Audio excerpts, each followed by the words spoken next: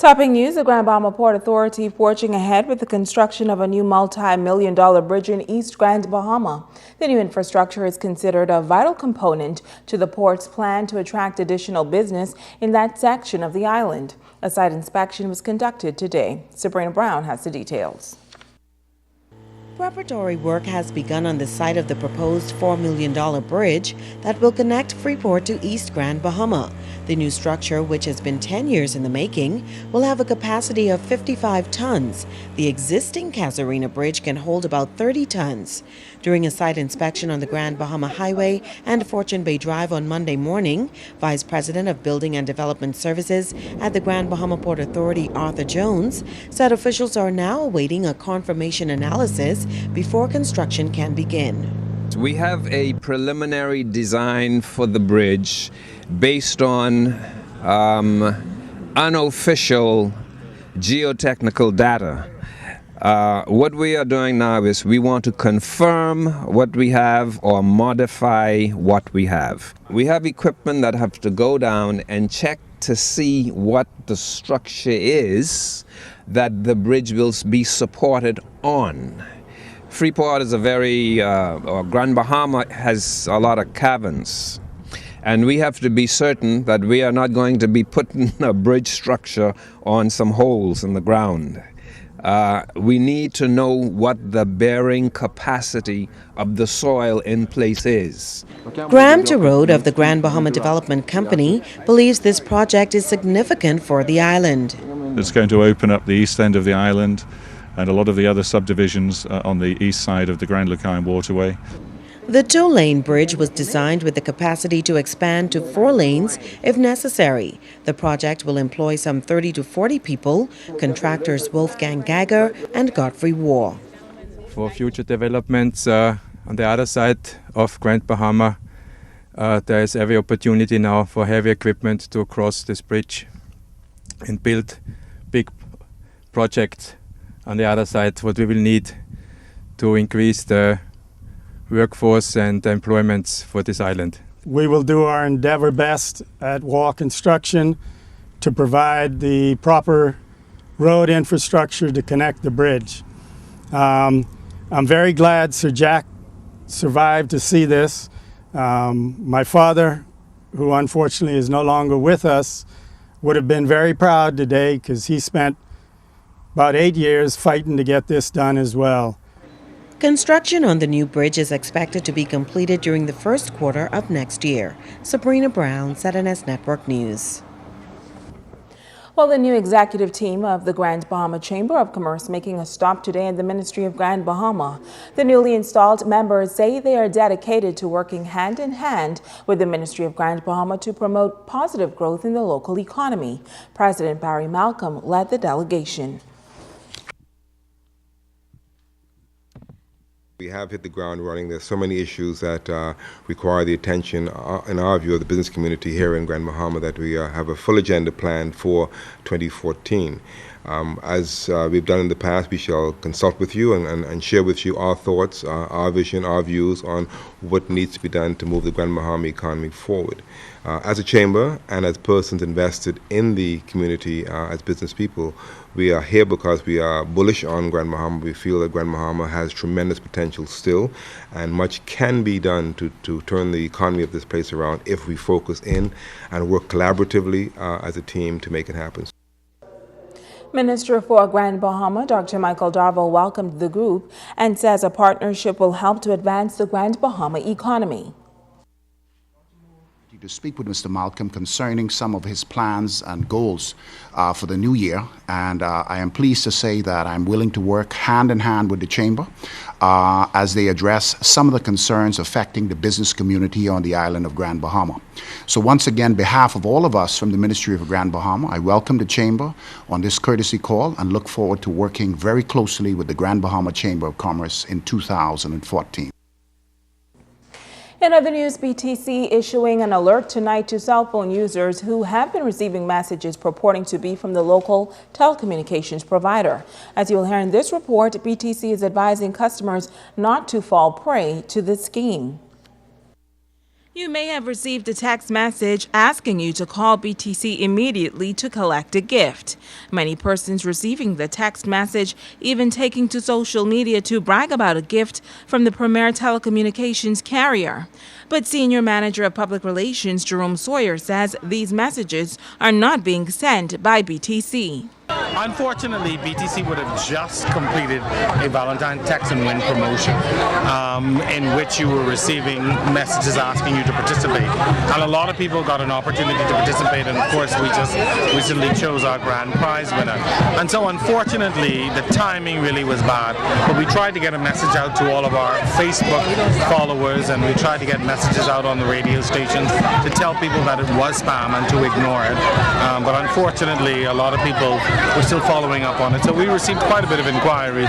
But you know, in a situation like that, it's hard to reach everyone all at the same time. So we were able to push out some messages onto our Facebook page.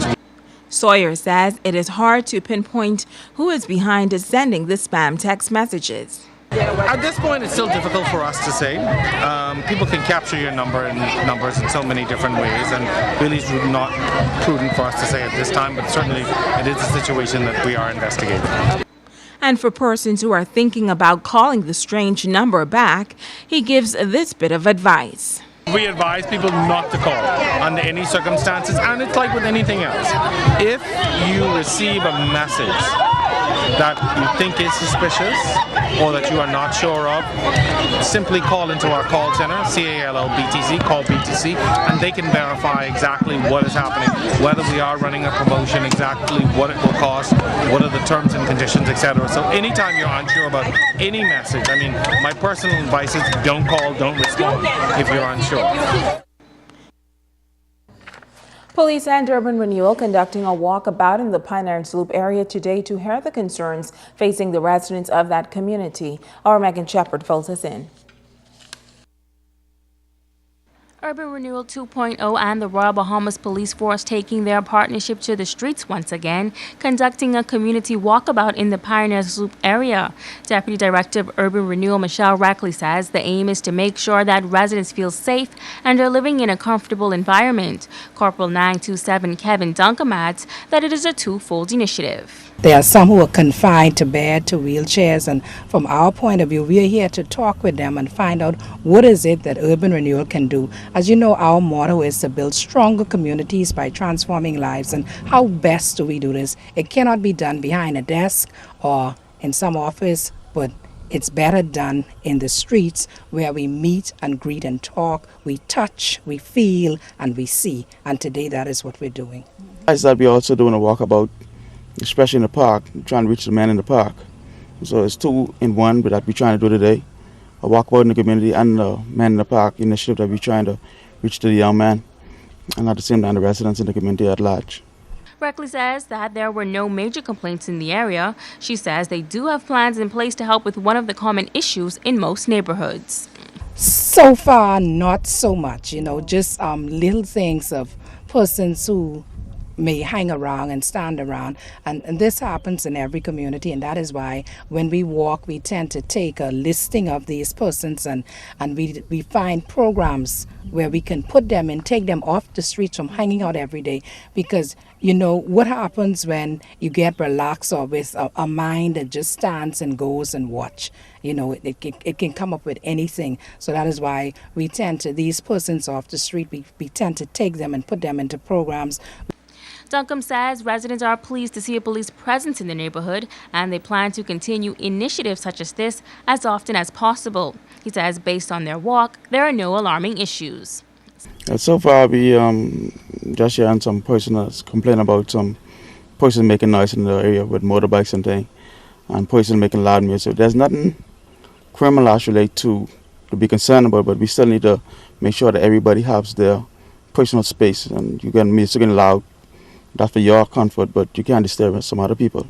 Megan Shepard, ZNS Network News. Police over in Abaco arresting a group of illegal migrants and are looking for the pilot of a plane who was able to escape capture. The migrants were arrested at the airport in Sandy Point around 6:45 last evening when police acting on a tip observed an aircraft landing at the Sandy Point airport. The officers in a marked vehicle entered the runway, and police tell us that the aircraft then made a sharp turn, colliding with the police jeep. All the passengers were able to get off. Officers were able to arrest 7 migrants, 3 Haitians and 4 Dominicans, but the pilot was able to escape in nearby bushes. The police vehicle incurred damage as a result of the collision. Police are requesting assistance from the community. If you have any information that could help police, you should call 350-3107 or 8 in Abaco, 367-3437, 367-2560, 911-919, or call your nearest police station. Bringing news that matters to you. You're watching the Bahamas Tonight Northern Edition. Welcome back. Commercial and residential consumers on Grand Bahama are preparing to turn their power supply off for one day tomorrow as part of the first organized boycott of the Grand Bahama Power Company. The Coalition for Concerned Citizens is spearheading this initiative, and tonight a former executive with the power company is telling all just why he decided to join this movement. Sabrina Brown has this story. Former Director of Transmission and Distribution with the Grand Bahama Power Company, Roger Johnson, retired prior to Emira gaining the majority of shares at the power company in 2010. He says things were much different under the former operators, and his decision to join the Coalition for Concerned Citizens in a crusade against GB Power is based on principles. We were trained and led by Mirant and Southern Electric. And Southern Electric and Mirant taught us to earn trust. You're earning trust by being respectful, tell the truth, fulfill promises, be fair, and be accountable. I find Emira lacks these points. Johnson is also taking issue with circumstances surrounding the closure of the old generation plant. They were shut down improperly, and they are rusting away and corroding away. They are listed as retired. They're stranded assets, listed as retired in the year 2011 and 2012. Even that is the state, yet the Grand Bahama Port Authority, the regulator, has approved for Grand Bahama Power Company, parent company Emira, to recover $18.3 million in the 2016 tariff. That tariff is what you and I will pay. So we'll be paying for something that's discarded just about, something that has no value to them. The first in a series of voluntary blackouts is set for Tuesday from 8 a.m. to 9 p.m., and the coalition is asking consumers around the island to support this effort. Coordinator Pastor Eddie Victor believes this move will have a positive impact. We expect in the very immediately that the rates are going to be dropped. This is our goal, this is our aim. We are not aiming for the short, the medium, or the long term. Our goal is for the rates to drop immediately. The group is also planning a lunchtime march around the power company's headquarters downtown at 1 p.m. on Tuesday. Sabrina Brown, ZNS Network News. Well, tonight the Grand Bahama Power Company is questioning the logic behind tomorrow's planned boycott. Power officials say they do not quite understand how the economy can be well served by asking business owners to turn off electricity and interrupt services at a financial loss. Officials say their offer to meet with members of the coalition to discuss their concerns still stand, and that such a meeting will bring clarity to what the power company calls misinformation surrounding this entire issue.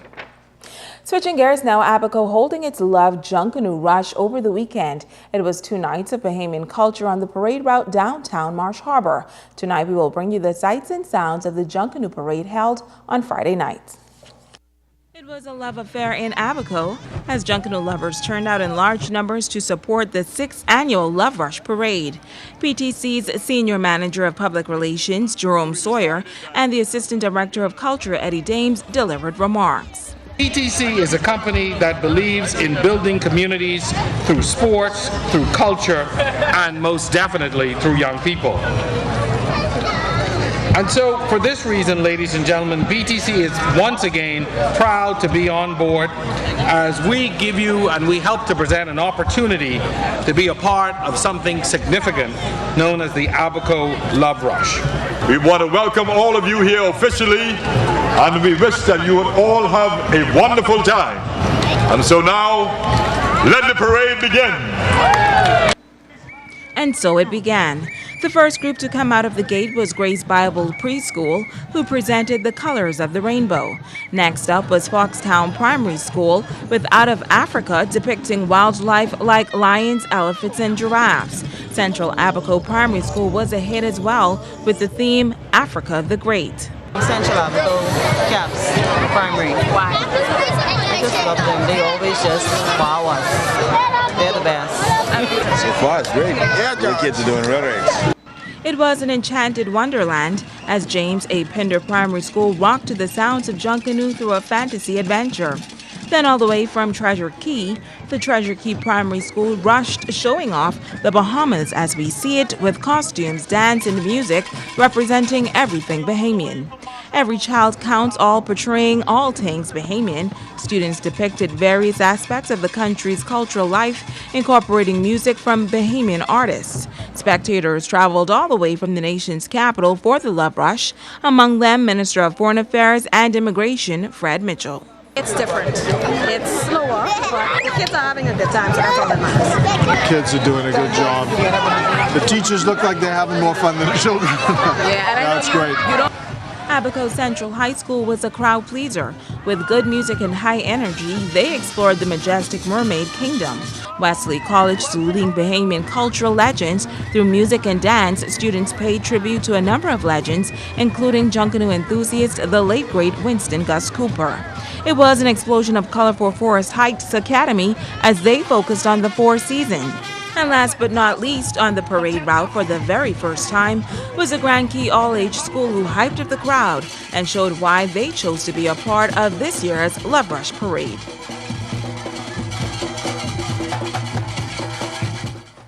Now the results are in from Friday night's Junior Junkanoo Parade in Abaco. Central Abaco Primary won the primary school division with 2,745 points. Treasure Key came in second with 2,653 points.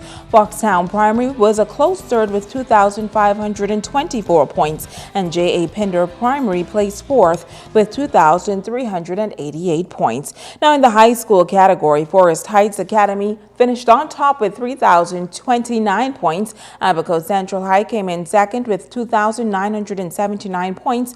Newcomers Grand Key All-Age taking third place with 2,663 points. Every Child Counts in fourth place with a 955-point finish. And Wesley College took fifth place with 912 points. Stay with us. Ricardo Lightborn has a check on sports when we return.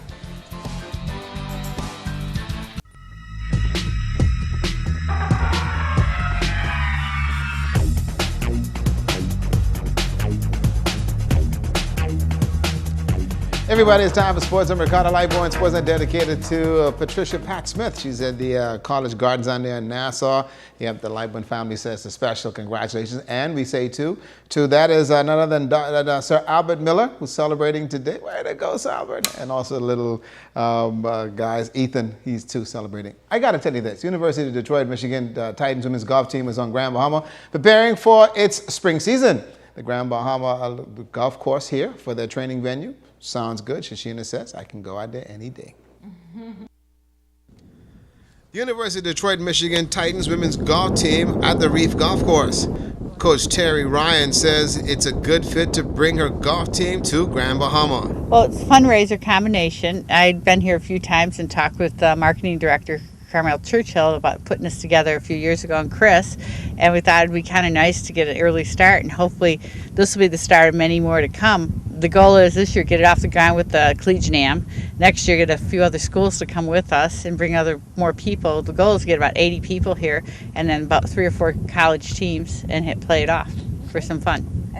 The Titans Lady Golf program is a top-notch one in Michigan, and they are growing. Coach Ryan played professional golf and understands that it takes a lot of work in the game. Get this. The best of our players on Grand Bahama, and summer conditions, not like winter. He had 5 amateur teams, but one was here Monday, Tuesday, Wednesday, and they had to fly home, and then the rest were here for the last 4 days. They'll fly home tomorrow.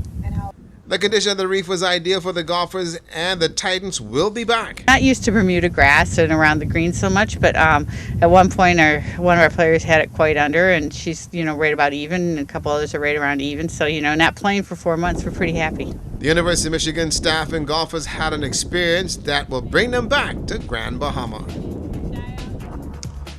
And tomorrow we'll give you all the action from the Geneva Rutherford girls basketball tournament and a whole lot more. We apologize for technical stuff tonight, but to Sir Albert and to my Aunt Pat Nassau, happy birthday.